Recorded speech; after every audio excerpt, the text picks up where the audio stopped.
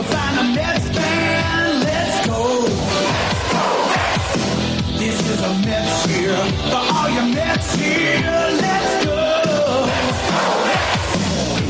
Bring it home. Bring it home. Bring it home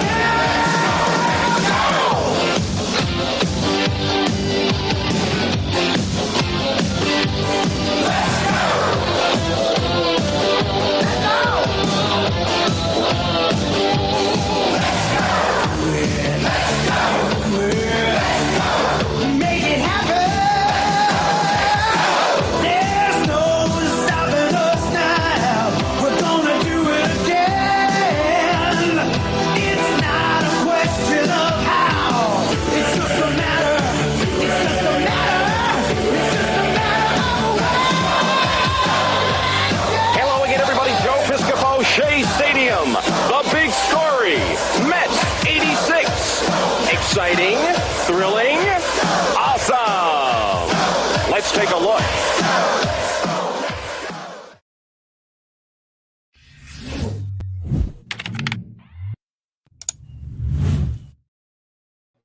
What's up, Mets fans? Welcome back to another Shea Bridge show. Mets Talk with Hayden, talking Mets here at Rob. Everybody is pumped up. If you are a Mets fan, Hayden, don't forget to take yourself off mute. I know I had that issue as well. There we go. We're perfect. All right, guys. So what a difference a week makes. Me and Hayden were F-bombing away last week on the show. And guess what, guys? This is what baseball is all about. And this is why with baseball, with such a long season and 162-game season, why you have to look at things in perspective and not just jump off the bridge and say the season is over. You can criticize, you can be upset, you can critique, you can do everything you need to do with this team. And just baseball teams in general, things happen quickly in baseball. Quickly as you ready to jump off a bridge, we're all right back on the bandwagon, guys. And I noticed it since I was at Citi Field yesterday and Thursday against the Rays and the Guardians. There is a different excitement and energy to the fan base. Nobody thought we were out of a game at any moment when I was at the games. And yesterday was the same thing.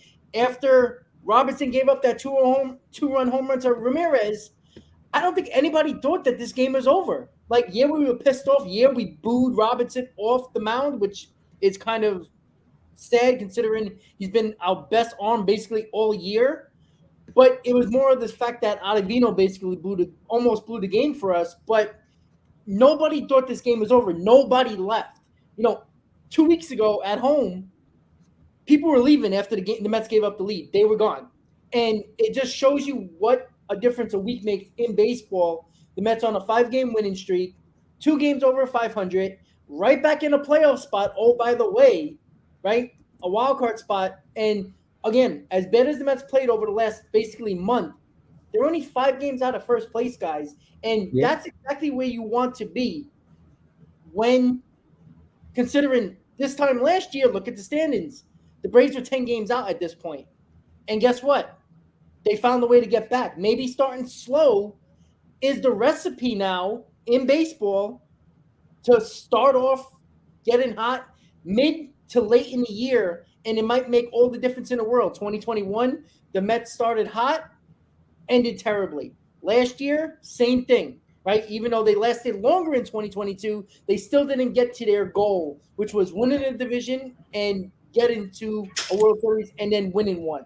So, Hayden, a week later, we're 2 games over 500, and the New York Mets found new life, found new blood, found whatever they found. They've been humping everything, basically, the way it's been happening when, the Alonso thrust all of a sudden has been, like, trending on social media. I feel bad for his wife, but we're winning. Hayden, how you doing?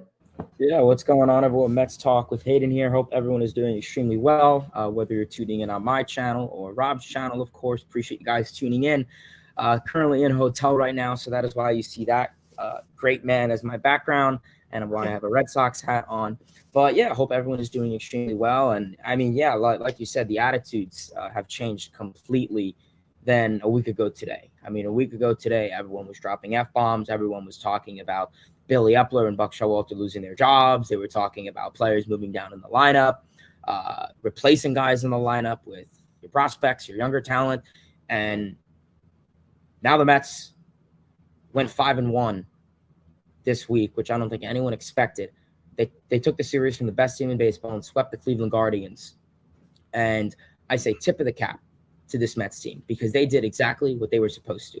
And you know what? We've seen throughout a lot of the Mets history, they have a great April, they have a good May, and then they shit the bed in June and July and August. Where this year, maybe it was the other way around. You know, I would rather them slump in April and May than slump in August and September. So, yeah, I mean, I'm very happy with what I saw from this team. I mean, I guess the 3 words to describe it is great pitching performances and clutch hitting and power. And those are the 3 things that won the Mets the ball games this week. Obviously, I mean, you lost the first game of the week, and then you won the next 5 directly after that. I mean, you know, back-to-back games in Game 2 and Game 3 against the Tampa Bay Rays, you're down, you're losing. And obviously, what did this team do that they didn't do in all of April is hit for power. Power, power, power. And I've been saying that on my channel since day one. Power is one of the most important things in baseball in 2023. This isn't 1975 where, you know, you could go on the small ball, slap the ball approach. That doesn't work for this Mets team. They need to hit line drives and hit for power. Home runs, extra base hits. That's what they need. Yeah, you have guys on this team, like I said, Nemo and McNeil, and then the other guys drive them in. And we saw this week. We had so much clutch hitting from guys like Pete Alonso, Francisco Alvarez, Mark Vientos, Brett Beatty, Francisco Lindor. Those guys did their jobs. Everyone in this lineup contributed. 1 through 9 contributed, whether it was a base hit, whether it was moving a guy over, whether it was driving in a run, making an elite catch. So tip of the cap to this offense. They hit with runners in scoring position. They hit with 2 outs. They hit for power. I want to say they had like 13 home runs in the 5-6 games. And then they went, 0 home runs in the 4 games again in DC. So that's what they need to do is power, power, power. Said it 1,000 times, and I'm going to restate it. So, yeah, tip of the cap to the Mets. Offensively, loved the approach. And we're seeing, everyone was saying all in the beginning of the season, call up Vientos, call up Alvarez, call up Beatty, and boom. Now the Mets are winning with those guys. And they're taking the lineup spots of Pham, Vogelbach, and all the other guys that weren't doing anything and still aren't doing anything when they get placed in this lineup. So eventually, Buck Showalter's going to come to realize, okay, well, I'm playing Vogelbach once a week, and he's going 0 for 4. I'm playing Pham, twice a week, and, he's going like 1 for 8. But then he's going to be playing the kids, and they're going to be, hitting home runs, making great plays, producing, being effective. Pitching wise, I mean, tip of the cap. You saw McGill, 6 innings, Scherzer 7 innings, Verlander 8 innings, and that's what you need. Senga had the 7 innings. Quality starts. We had 4 quality starts this week, 3, and that's what you need. You need your pitchers to do what they did last year and essentially go in 6-7 innings, give up 2-3 runs. You saw all in the beginning of April or in May. You guys like David Peterson going 3 1/3, 7 runs. Well, the ball game's over unless you're going to score 8 runs. The Mets didn't do that this week. And the one time they did, I think it was Carrasco, they came back. Or, there's a second, I don't know, whatever. Point. Uh-oh. We lost Hayden, guys. All right, so let me get going with him. I know he's in a hotel right now, so the service might be a little choppy. But Hayden's right? Again, I see people in the chat, and again, if the Mets would have lost to this team, everybody would have said same old Mets, right? But they didn't. And if they would have lost to a bad team, you would have been like same old Mets, right? People like, oh, they didn't face McClanahan. Well, look what the Mets did. I know, Carl. I know. It's all right. Edited mistakes. That's all right. I can deal with that if you can deal with that. So, once again, guys, we were playing. Can you hear me? Yeah, I got you, buddy. All right. Sorry about that. It's all right. Keep going, buddy. Go ahead. Yeah, sorry, I'm in a hotel. As I was saying, I don't know what the last thing you heard me say was, but this team needs their starting pitching. I'm assuming you guys heard me discuss that. This team relies heavily on their pitching. We saw it. So if these guys are going to go out there and pitch quality. All right, so I think Hayden's jumping back in and out. So I'm just gonna keep going for now, guys. Yeah, listen, guys, and I don't care what people say. And again, right? It's not like the Yankees weren't getting faced bullpen games against the Rays, right? They had multiple opportunities to beat the Rays. They lost 2 out of 3, and they split a series against the Rays, right? So who cares?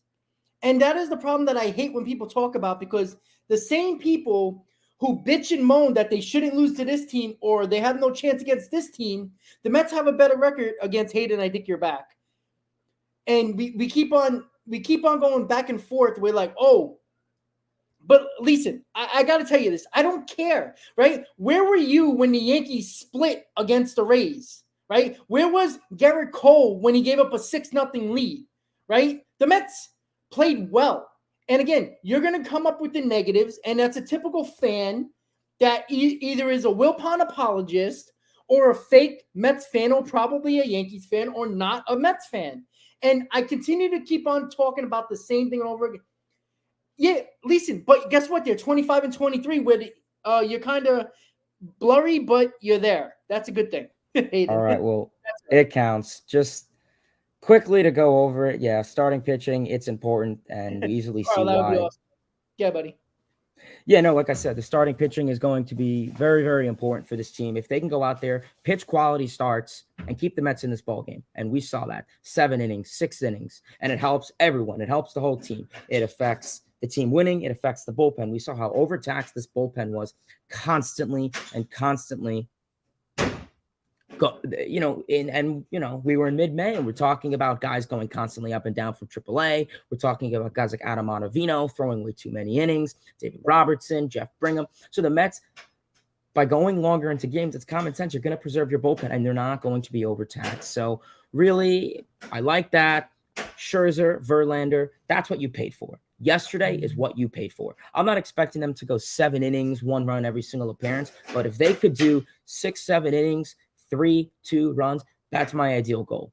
So the pitching did their job, the offense did their job, and we're seeing the results that we want to see. So like I said, tip of the cap to this team. I mean, you saw it a week ago today. They were getting booed. They were talking about guys like Buck and Showalter losing their jobs. So once again, tip of the cap to this team, because I'll tell you, if they didn't do well this week, I mean, Rob and I said it last stream, I think Epler would have been on the hot seat. And I still think Epler is, regardless of really how the season goes. I kind of think Epler's a bum. But that's besides the point.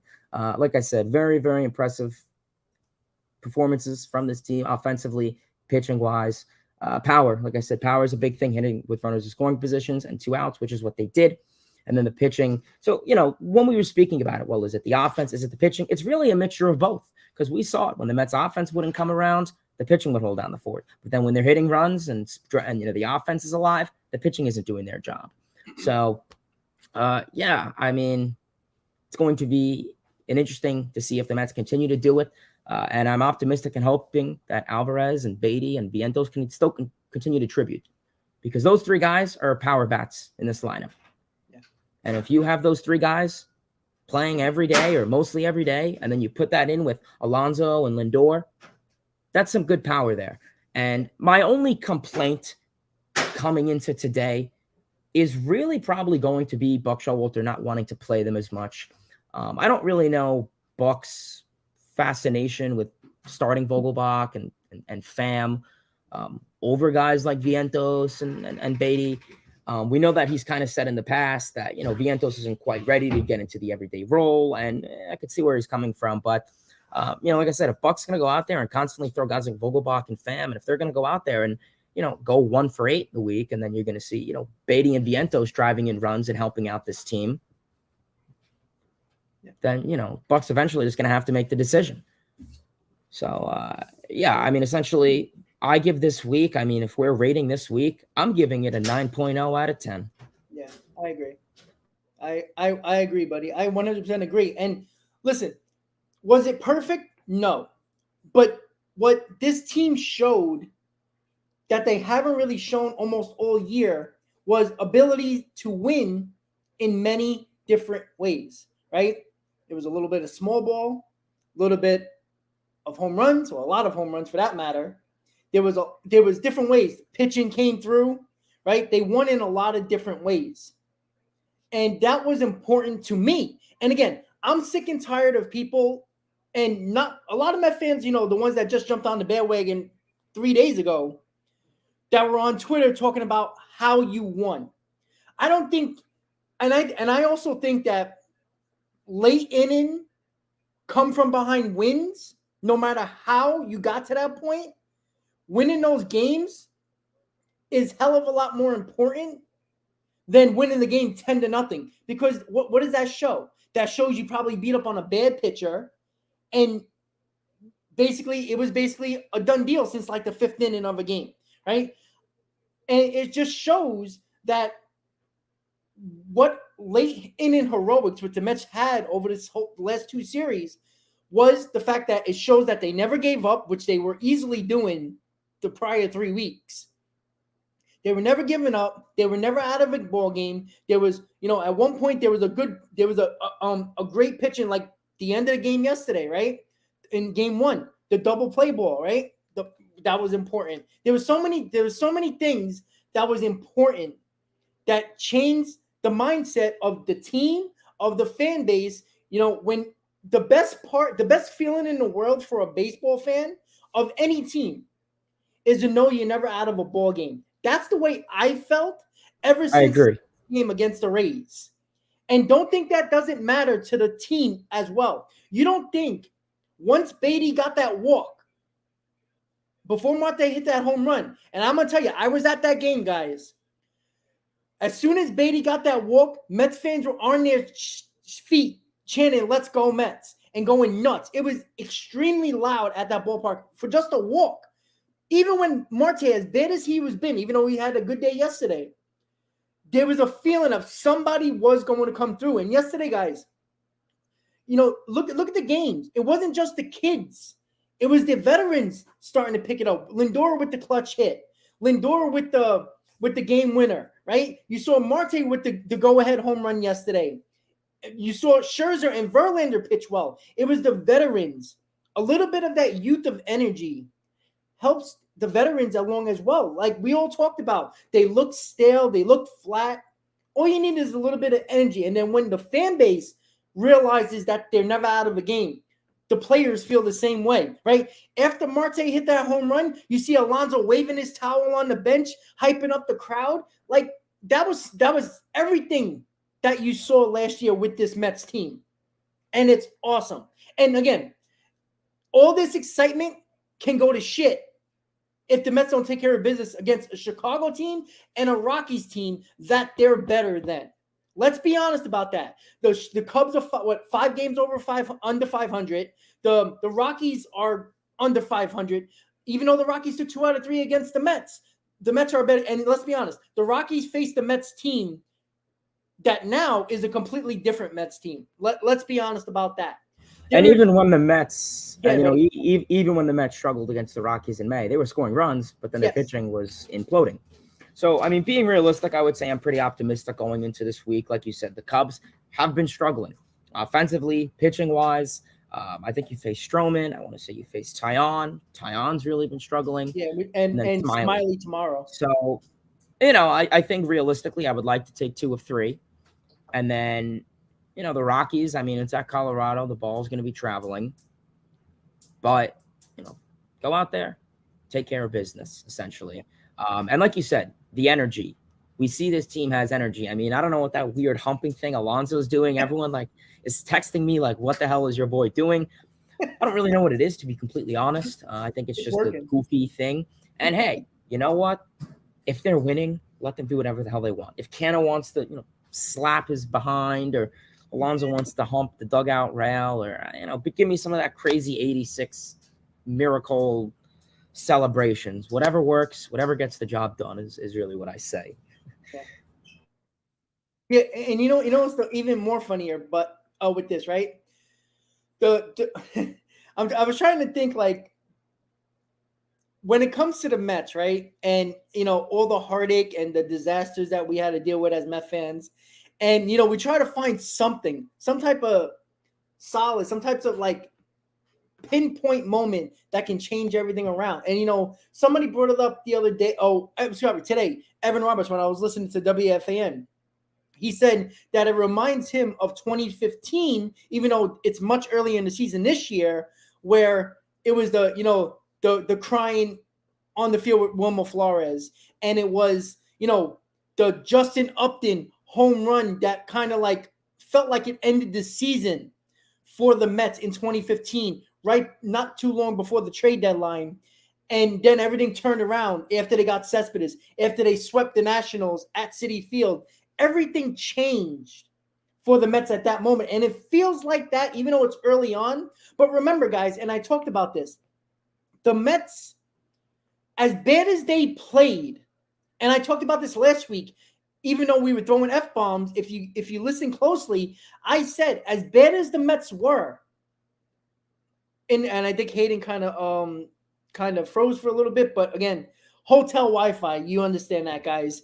When it comes to I get it, man. It's all right. When it comes to as bad as the Mets play for basically almost a month, 3 weeks or something like that, the Mets gained ground on the Braves in those bad 3 weeks, and even stood pat and gained a game in a wild card spot. Like, that was the most important thing that I thought nobody was talking about. Everybody want to bitch, moan, and complain about this thing that was happening with the Mets, the pitching, the offense, the bullpen, everything sucked. Everybody was talking about that, but they weren't that's what I'm going to talk about as some fans. And some fans can't do that, and some fans can. I saw a couple of people do that, and I even try to talk people into it and saying, listen, it's actually not as bad as you think. Obviously, the Mets have to play better to go anywhere. But what came out of those 3 weeks was the Mets actually gained a game and a half on the Braves in those bad 3 weeks when they were 4-15 or wherever the hell it was, right? And the same thing when it comes to the wild card. They gained a game in the wild card during those bad 3 weeks. And yet, look how it is now, right? The Mets are playing better, and they're finally getting back in the groove. They picked up, they're back in a wild card spot. Again, it's early to talk about that, but when people were talking about this season is over, buddy, that is the thing that is so stupid to me. And I don't say not criticize the team. Obviously, you're a fan. You should. You watch this team. You put your hard-earned money into it, your life, your soul, you bleed it, all that stuff. But when it comes down to it, the New York Mets found a way to stay afloat, stay within striking distance of a division, of a wild card spot.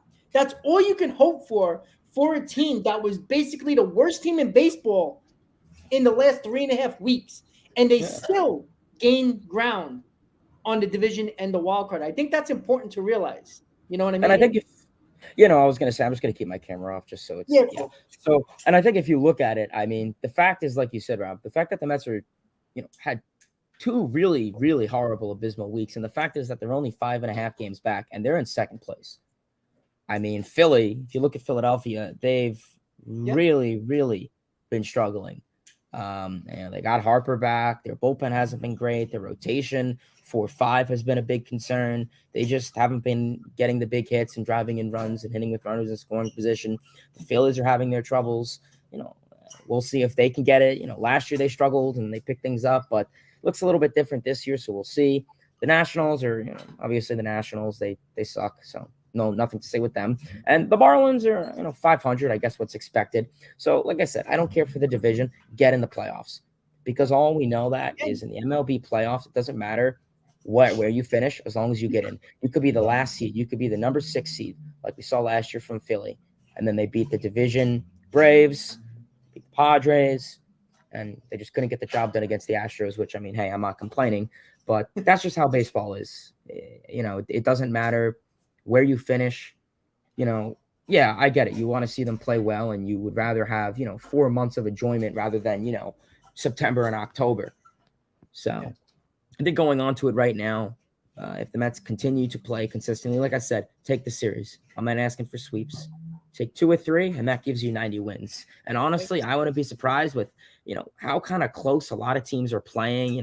Obviously the Pirates are starting to fall off. D-backs are probably going to go closer to 500. Cardinals are actually doing pretty well. They've been, pretty clutch, and they've been winning ball games the last couple of weeks. But I wouldn't be surprised if we see like the last wild card seed have like 82 wins or something like that. Yeah. And I mean, that's just crazy to think. So at the end of the day, take the series. And that's all I'm asking for. Exactly. And it's like, that's why when people were so like focused on how many wins the Mets are going to have. Oh, if they don't have 90 wins, it's a joke. If they don't have 90 wins, they're probably not going to make the playoffs. Have you been, and this is the problem that I have with not just Met fans, baseball fans in general, when they talk about their team and like the disaster they think they are, is that you have to look at the rest of the teams in the National League. And that's why I said, you know what, as bad as the Mets were, the teams that they're chasing, like, again, last week, the Marlins, the Pirates, and the Diamondbacks the Diamondbacks were all leading a wild card spot. Is anybody worried about those teams? No, the Diamondbacks probably look better than the Pirates and the Marlins, because we all think the Pirates and the Marlins are going to fall off. The Pirates will probably be around 500, but probably a little bit less than that. The Marlins, I already said, probably be a 500 team. And the Diamondbacks, like you just said, could be a 500 team. Maybe if their young players continue to, play well, they might be a couple of games over 500. But has anybody in the National League, like the Phillies, the Mets, the Padres, teams that are supposed to be dominating the National League along with the Braves and the Dodgers, nobody's really doing it. And it's like, that's why when I said when the Mets were, struggling, that look at the rest of the National League. There is still hope, not because the Mets are playing well, because the rest of the National League isn't playing well, that the Mets are, fighting for playoff spots. And like you just said, Hayden, the playoff spots are all that matter, right? Exactly. Does anybody care that the 87-win Phillies made the World Series? Nobody's talking about that in Philadelphia. But you know what? They should be talking about that, because they are playing basically the exact same way they were playing last year. And you know what? They actually should be better because of the acquisitions they made, right? Oh, the Taijuan Walker move was supposed to be so good for them. When I told Philly fans, listen, Walker's a good pitcher, but he has to be in a certain ballpark, right? Walker has a near 6 ERA. He hasn't been good for them. Wheeler, a 4 ERA. That's the ace of his staff. Nola, way too inconsistent. Suarez isn't the same pitcher he was last year. Wheeler.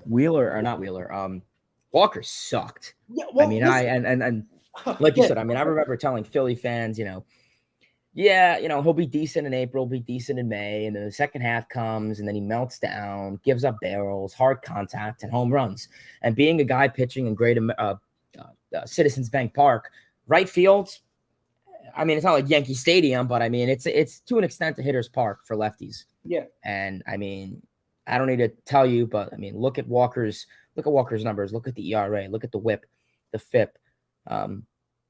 Look at all the advanced stats. They are not good. So even the Phillies, I mean, a lot of teams have not been playing as great as many people expected. No. I mean, look at the Padres.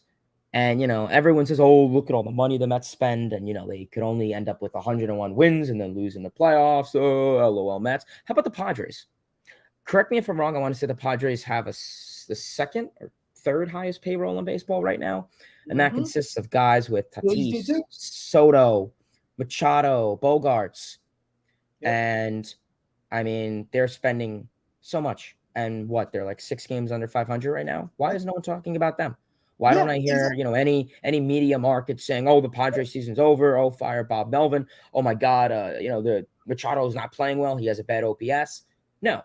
But when the Mets, were 2 games under, oh, my God, Buck Showalter, he's a horrible manager, is saying ESPN and MLB Network. So, I don't know. Baseball is just that weird sport where a lot of people pick and choose who to pick on. And like you said, it's a long season. And I guess that's kind of the issue. It's not like football where it's, 17 games or hockey or basketball. So that's just the thing with baseball. It's a really, really long season. and there's bad stretches. But I'm not declining saying bad stretches are normal. Obviously, every game counts. 162 games counts because we saw it last year. It literally came down to 162, the last game. And obviously, if it wasn't for the new CBA rule, the Mets would have had the tiebreaker against the Braves, which I kind of wish they did. But they actually did, win percentage wise. Yeah. So, I mean, it is what it is with that. But yeah, I mean, we will see. Yeah, and I see Carl put up. What did you think about Verlander saying, "Well, fuck ESPN"? And yeah, that was funny. That was awesome. Like I fell asleep right away, so I was exhausted. But I saw it the next morning, and I was laughing at that. And if you notice, all the highlights that I turned on ESPN, they actually didn't even really show that interview again, which was hilarious to me. But yeah, and you said it right. You can put any team. Right? The Dodgers basically since like the end of April last year, basically, glided their way to a division title easily, and it meant absolutely nothing when they had 111 wins. I know somebody brought that up in the chat. I think we're too focused on records and we're too focused on, what our team is doing. Like, and that's another reason what you just talked about with the Padres. That's why history doesn't mean nothing. When people talk about the same old Mets, yeah, ha, LOL Mets, it's funny. But you know what? What about LOL Padres, right? What about the same old Padres? What have they won in their freaking history, by the way? They haven't even, correct me if I'm wrong, they've only been to one World Series and the Yankees beat them? Quote me on that. Yeah. And listen, it comes back down to it. Like, we talk about, the Mets are, look how bad they were. Look how bad this was. Everything in between. And, why? And that's a problem with history, right? The Phillies and Padres, if it wasn't for their run last year, everybody would be talking about their bad season and records, how bad they were coming into this season. And if they were coming off to a slow start, well, by the way, they all have high payrolls, by the way, and have worse record than the Mets. The Mets have not been under more than 3 games under 500 this year, when the Phillies and Padres both steadily been over 3 games under 500. The Phillies finally got back to 500, and then they're falling apart again. I just saw somebody in the chat saying the Phillies are losing 3-0 already. It comes back to the same thing, that stop talking about history, because if somebody says, stop talking about the 101 win season, then you have to stop talking about the Padres and Phillies run, because it means absolutely nothing in 2023. It does not. And until you realize that, until you're focusing on one thing only, you're just going to have that mindset of, we got to talk about the Mets and all their downfalls, but let's not talk about the Phillies, the Phillies and the Padres have had more money spent over the years, even before the Mets had Steve Cohen, yet they weren't making the playoffs. Right? Mets fans actually at some point wanted Harper. They wanted Machado. Yeah, I mean, they had Harper. I mean, they had Harper for what? I mean, they got him into 2019. They didn't make the playoffs then. Didn't make it in 2020. Didn't make it in 2021. And by the way, had higher payrolls than the Mets and never made the playoffs. Yeah. And I don't really like the whole concept of, last season. Obviously I'm a big history buff, so, I'm a big believer in, don't forget the past because you could be doomed to repeat it.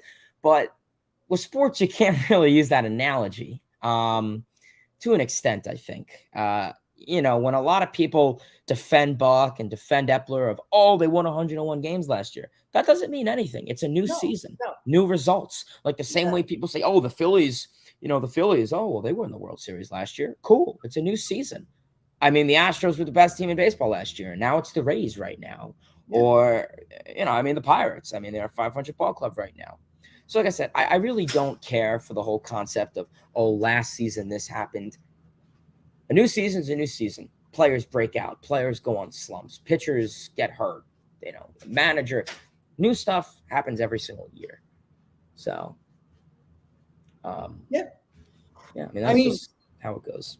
Yeah, it just seems to me like, and like people look, somebody that's a non-Met fan. I even I'm in a group chat with Yankees fans, Braves fans, Phillies fans. I have about 30 to 40 people in a group chat that when the Mets won yesterday, and swept the series against the Guardians and went 5-1 on the homestand, I get texts from mostly Yankee fans, because the Philly fans, I'm at least the ones that I talk to in the group chat, they're quiet right now, and I'm not shocked by that. They're not playing well. What leg do they have to stand on, right? And I was the same way, but I mean, I'm more vocal in my criticism of the Mets when they're not and I get on the guys in the group chat all the time, right? When the Yankees were playing bad around the same time the Mets were playing bad, I was, the Yankee fans weren't criticizing the team. They were quiet about that. I'm one of those people that are vocal to criticize the team,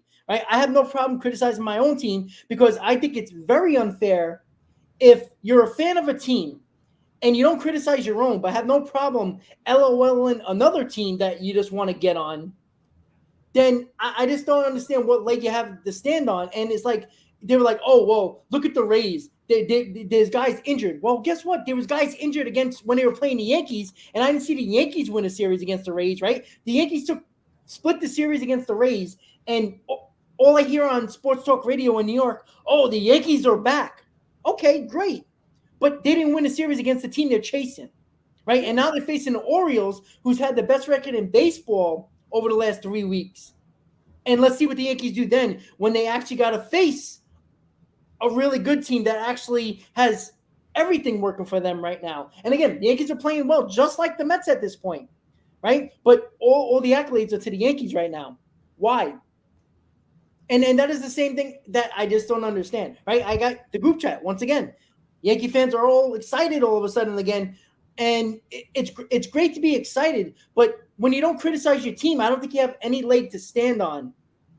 When you laugh and joke at another team, it's so stupid to me, Yeah, and I mean, I was gonna say, I mean, I agree with that 100%. I think the thing that makes Rob and I, really passionate fans is when the team plays bad, you're gonna hear it from us. I mean, if you go back to last stream, how many F-bombs we dropped? It was 99% negativity. For guys having a bad appearance, a bad slump, if someone doesn't look good, Rob and I, him and I are going to call them out. Pete Alonso, I love the guy. Brandon Nimmo, I love the guy. Jeff McNeil, I love those three guys. But if they're playing bad, you bet your ass I'm going to come on the stream and saying they are not playing well, and they need to change their approach and get out of it. Yeah. And then the same way when they play well, when Pete Alonso hits a grand slam, when Jeff McNeil gets the go-ahead run, we come on here and we say, wow, they did really well. Oh my God, so elite. And I agree with that. You can't be, when the Mets or whatever other team is playing bad and everyone's quiet, but when they play good, you come out. No, you stay with your team when they're bad. You stay with your team when they're good. That's what a real passionate fan is. I really, obviously, Rob, I know you and I hate bandwagon fans. I mean, there's plenty of them. I mean, Padres, that stadium was nothing. I mean, they had no one there 5 years ago, and then now they're sellouts. So, that's a story for another day, though. But moral of the story, I guess, for what I'm saying is stick with your team during the highs and lows. Because I'll tell you, when they win it all, it feels so much better going through all of it at once rather than just going through the good. Yeah, I agree, and it comes back to the same thing over and over again. Like, we tend to always, as fans, and we're all guilty of this, that we all, we all try to find a negative in everything, right? Especially if you're a fan of a team that won nothing, right? Yeah. Where the Mets haven't won since '86. Again, we both weren't born with the last time they won, so I don't have anything to stand on. I see my team make the playoffs, 4 times in my lifetime? And, they made 2 World Series in that time. And you know what? That's like amazing to me. But my team hasn't won. Your team hasn't won since we were both born. And it sucks. And, right. I do appreciate the fact that, with teams with large histories and, historic history and all that stuff. But I just feel like it's too many people worry about history. Too many people don't criticize their own team. And I just think it's so silly to me that, just because 1 week doesn't make a season. I think people fall in love with, again, we all do this. 1 game is like the end of the world to all of us, and it comes back. And I will change there we go. That looks a little bit better. All right.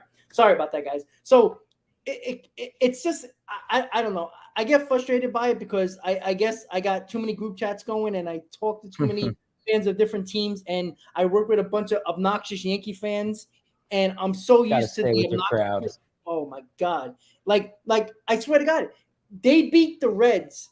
I go to work and it's like World Series. It's like the Yankee fans, basically, bouncing around outside of Yankee Stadium after they barely beat the Guardians in the playoffs. Like, that's not the Yankee fans I used to remember. They were obnoxious because they actually won championships back in the late 90s and 2000s when I was, putting my head down Mets fan, that every single opportunity the Mets actually had, they found the way to break my heart. Right. And it comes back to the same thing. And this is not about Mets, Yankees, or anything like that, because they have nothing to do with each other until we play each other. That's the only time I care about the Yankees. And that's just the way I feel. But don't not give credit to the Mets for beating the Rays, but yet all the credit goes to the Yankees for splitting the series against the Rays. How does that work out? They are the best team in baseball, right? Right? The Mets had injuries, right? But nobody gave them excuses. But yet all I heard for 3 weeks, almost a month, was, oh, well, the Phillies are bad right now because Harper's not there. Well, he's been back for 2 weeks now? And they've been we all know it's definitely just not Hoskins. I mean, Hoskins isn't the one carrying the team. And yeah. But you know what? If you're relying on Hoskins, the Phillies are gonna have a bad season. Don't you have a 40 home run guy in Schwarber who doesn't look like the same guy? Schwarber's been horrible. I mean, that dude has. I mean, Schwarber has 11 homers, but then he's batting 130 and has an OPS of 500 and OBP of 200. I mean, those are horrible statistics. So yeah, I mean, those are just horrible statistics, and I mean. Yeah. I'm curious, did you want to go over any questions or comments or anything like that? Or yeah. I wanted to ask you one question before we get into whoever wants to ask any questions. Guys, if you want to ask a question to me or Hayden or both of us, put it in the chat now so we can start bringing that up and everything like that. So I wanted to ask you one thing. Now, in my opinion, before I answer the question, I just want to give you I ask the question, and then I'll give you my answer, and then I'll ask for your answer. Sure. So, obviously, the Mets went 5-1. They had a lot of great comebacks, and I thought it was extremely important how the Mets won, and I think it means everything. And let me ask you first, and I'll give you my opinion. So, what did you think was the biggest win for the New York Mets in this homestand? If I have to ask you that question, which one win in particular would you actually pick, saying this is where the Mets either you felt confident or you just felt like the vibe changed in this homestand? For me, I'd probably argue game 2 with the Alonso walk-off and the Alvarez tying home run in the 9th. I mean, that right there immediately set the table. I mean, I'm assuming you guys saw that game, and obviously I've heard of it by now. I mean, by far the most exciting game of this season. And I mean, you're down 3 runs, bottom 9. Alvarez is the final out, 2 runners on, and hits a home run to tie it. Mets come up, get 2 on. Alonso gets a decent count and then just pimps one second deck to walk it off. Yeah. And I mean, that just right there, immediately after that happened, I mean, I'm seeing everyone on Twitter, this could be the perfect time to turn around the season. And every team that struggles, every single team that struggles has a significant moment to turn around the season. And I think if you look back at it, that is going to be the moment that turned around the season. Fingers crossed. So I would say by no doubt that Alonso walk-off set the table, because then immediately after that, you won the next, you won the next 4 games directly after that. And then emotion was high, the energy, good vibes. So yeah, I would definitely say the Pete Alonso walk-off. I want to say that was game 2 of the Rays series. Yeah, it was. And yeah, I just have it in the note that I had on my phone. That was the game I was going to pick too. And not only was the fact that, the Pete Alonso walk-off, the Alvarez huge home run to tie the game, you know what? That was desperation time for the Mets. because they lost the first game. They were very much at risk to lose the series and losing 2 in a row in that series. And, it was desperation, and everybody knew it. Everybody knew it. We lost that game. God knows how that homestand would have finished. You could have talked about the season being over in not really in terms of how many games are left, but just the way the kids weren't even bringing enough energy to help this team and push them over the edge and push them to the next level. And that's what was the concern if the Mets would have lost that game. And I think that game you saw everything. You saw Buck manage differently. You saw pinch hitting opportunities. You had bullpen arms. Everything that Buck Showalter needed to do, and every other player, it just felt like there was after Pete Alonso hit that home run in the interview, you saw the sigh of relief from him and teammates. Everybody just took a sigh of relief and says, all right, we got this game. We're back on track. We know we can come back. We know you heard the post-game interviews. They beating that team, that first game, saying, all right, we're not that bad after all, are we? Sometimes that doubt can trickle in your head. It's like, are we that bad? But when you win a game like that, we're like, all right, you know what, guys? We came back. We haven't shown comebacks this year. We beat the best team in baseball. Hey, we are that good. And we talked about it last week on the show. And the big word that we used a lot, confidence. And when you start to believe and you have that confidence, things can change rather quickly. And you saw it in the 6 games against the Rays and the Guardians, who the Rays, best team in baseball. I don't care who is hurt, who's that, because was anybody talking about the Mets losing games when they had 4 of their 5 pitches out of the rotation? No. If you can't bring up that excuse, don't bring up the excuse for the Rays, because the Rays, for the most part, are still the best team in baseball. And they're actually playing well after they left against the Mets. So they're still playing well. And the last time I checked, they're still in first place. So if they're not a team that is all just hurt, shouldn't they be losing games and, the division is getting closer and closer? Well, they're still playing well after the Mets series. So I just think the fact of the matter is that confidence, which was the key word, besides the F word, confidence was the key word in the last show, because momentum is very important in baseball. How everybody's like, oh, your momentum is the next day starting pitcher. Necessarily, I don't think it's necessarily just the starting pitcher, especially in today's baseball, but it is important when it entails confidence in a team. When you start believing in yourself and your teammates, and anybody who comes up to the plate or anybody who comes onto the mound, you have confidence in, and you believe they're going to get it done, it trickles down to the rest of the roster. I mean, Tommy Pham got a stolen base. Vogelback actually remembered how to play some baseball and get in hits. Everybody was having good at-bats. Marte, found the fountain of youth all of a sudden. Like, everybody contributed, like you said earlier today. Everybody contributed.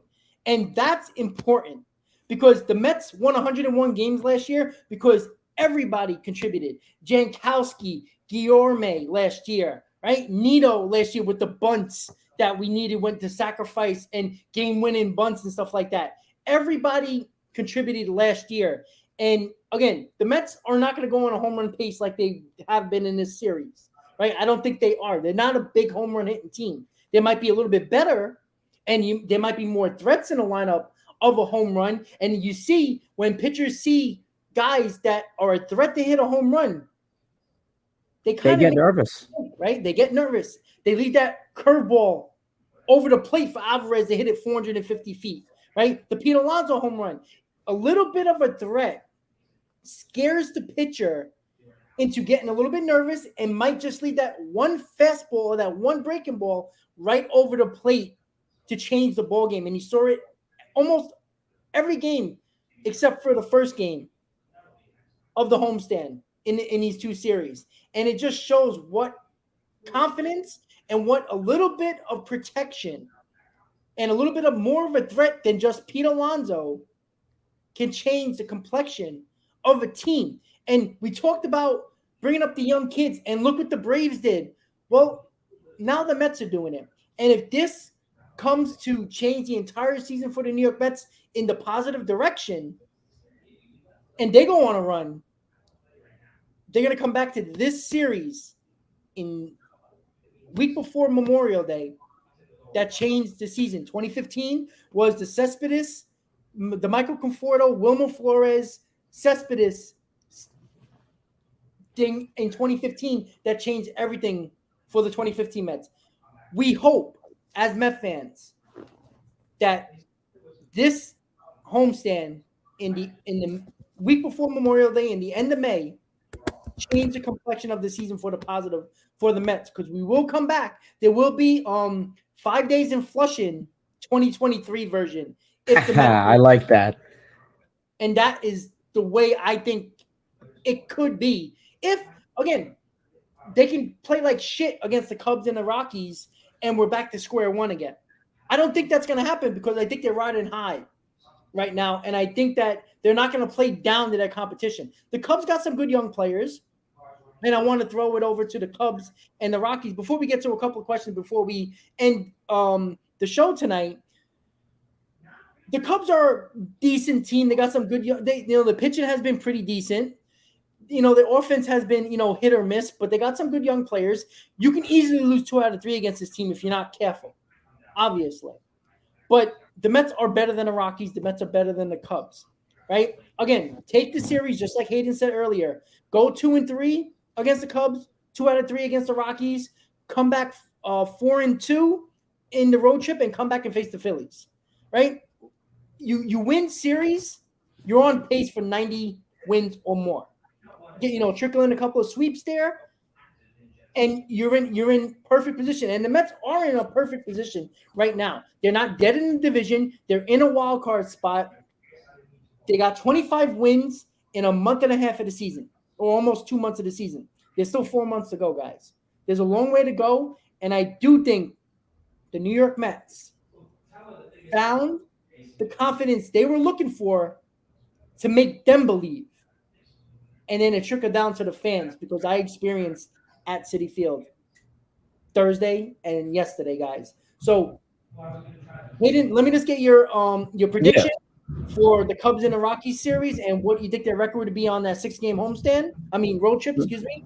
And just your thoughts about what the Mets need to do with these 2 series to make you feel like, all right, this wasn't, just a fluke of a 2 series against pretty good teams. Yeah, I think going into it, obviously, and you said it best, if the Mets easily, go on and, only take 1 of 3 from the Cubs and then, somehow do whatever against the Rockies, yeah, a lot of Mets fans are going to be upset. But I'm hoping right now, like you said, the Mets have the morale. They have the high ground, I would say right now. The players, the clubhouse, good vibes. And I'm optimistic that'll carry over to the next series. You're on the road, so it'll be obviously, you won't have you don't have the fans cheering for you a whole lot. But you know what? The Mets have good numbers in Colorado. I think they have pretty good numbers at Wrigley. Obviously, they faced Stroman last year, and they played decent against him.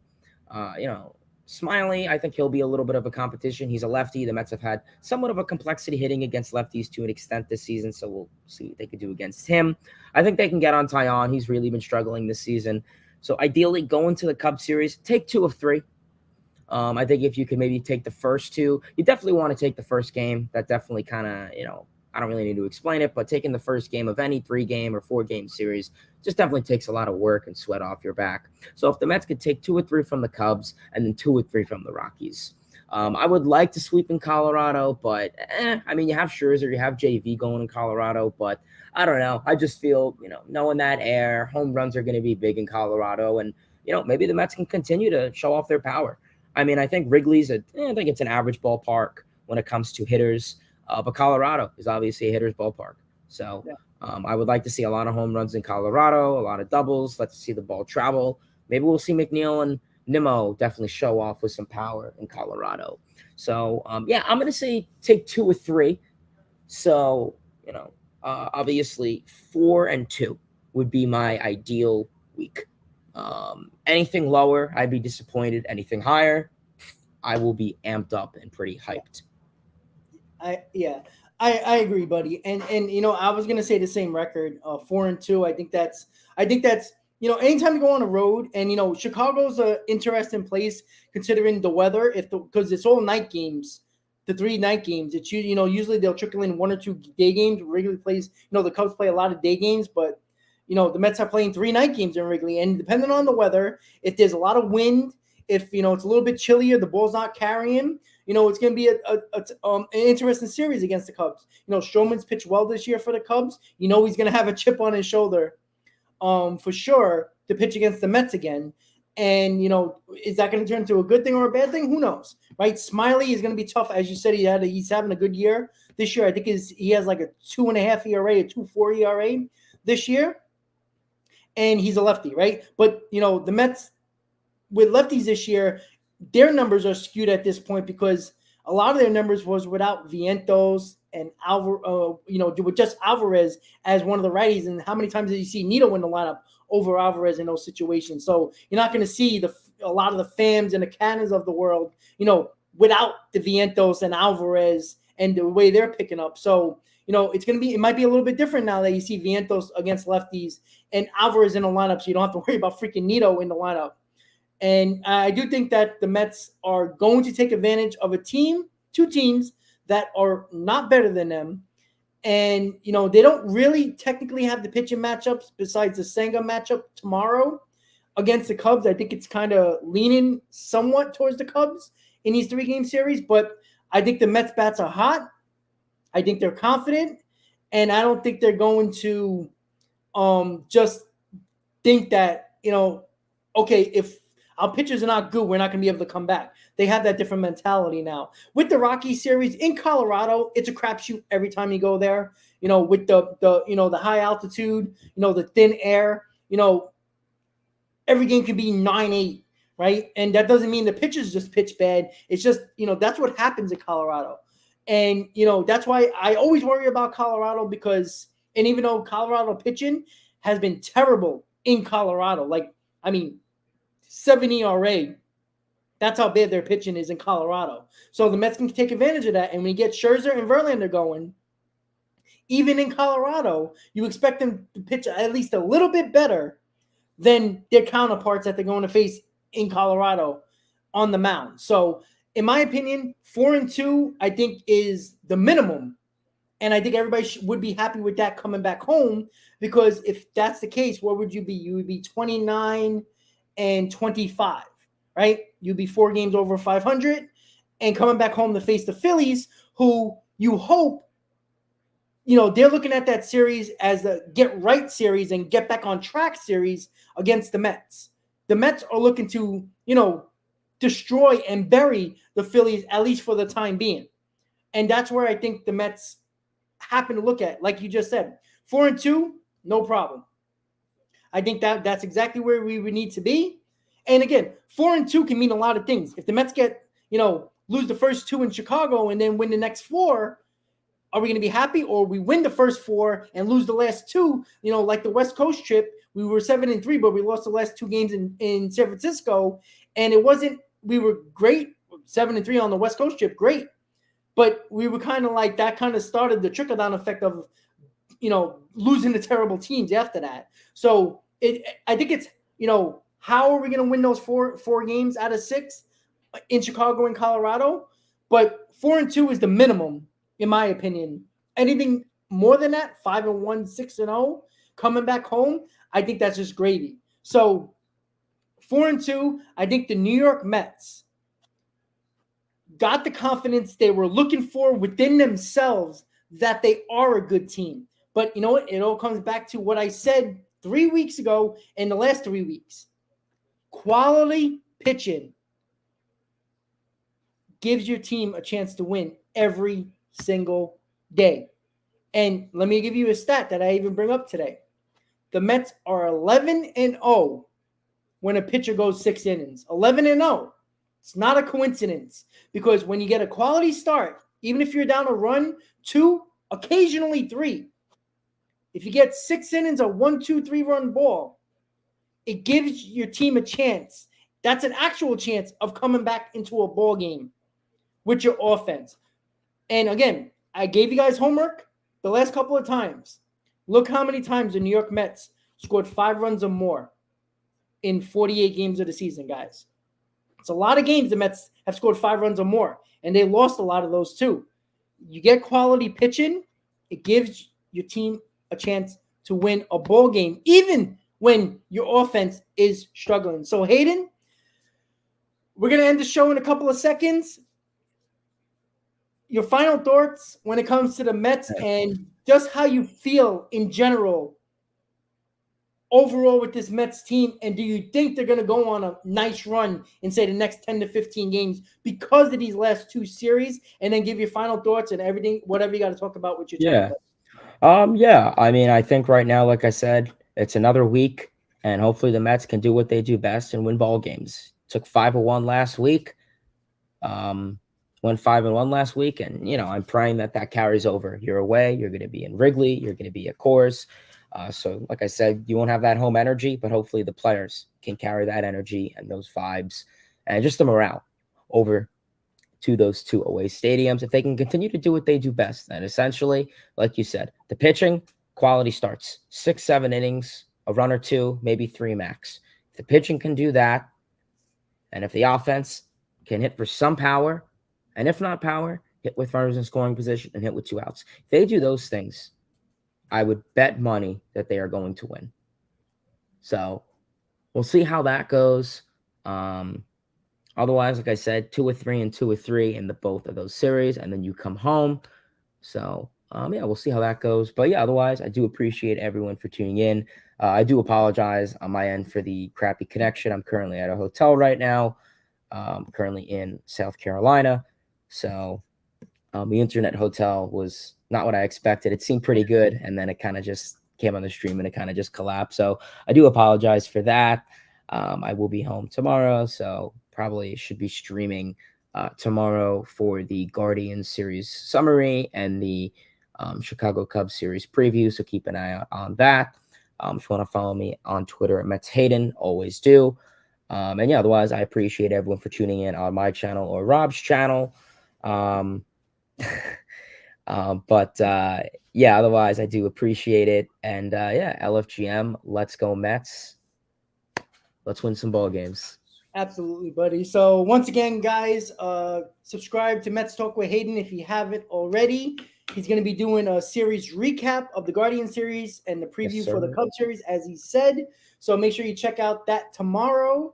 And once again, guys, thank you for tuning in to another edition of the Shea Bridge Show. Once again, like, subscribe to both channels, guys. The Mets 5-1 on the homestand. Comeback wins again and again and again in this homestand that shows you that this team is probably not as bad as you originally thought, and the season is not over. The Mets have a chance here to turn their season around in the month of May, similar to when the Braves started to go on their huge, crazy run last year around June 1st, calling up Harris. Very similar to what the Mets did this year, calling up the young kids. So people got what they want. Mets fans got what they want. The Mets have to continue. Don't play down to your opponents. You're better than these 2 teams. 4-2 is the minimum on this 6-game homestand. So with that said, guys, thank you for coming back and always supporting both of our channels and the Shea Bridge Show. Again, it is a podcast, so if you're ever looking for a podcast to look at, go back to the beginning of the shows. I think this is show 7. Check out just the different vibes of each of the shows, and you just see how crazy a Major League Baseball season is, a 162-game season. So with that said, everybody, have a great night. Thank you for tuning into the Shea Bridge Show. Let's go. As always, Met fans, Hayden, go ahead. Let's go Mets. There you go. Let's go Mets. Have a good night, everybody. See you tomorrow for a live stream during Mets Cubs. Everybody have a great night. Let's go Mets, guys. See you tomorrow. Good night, guys.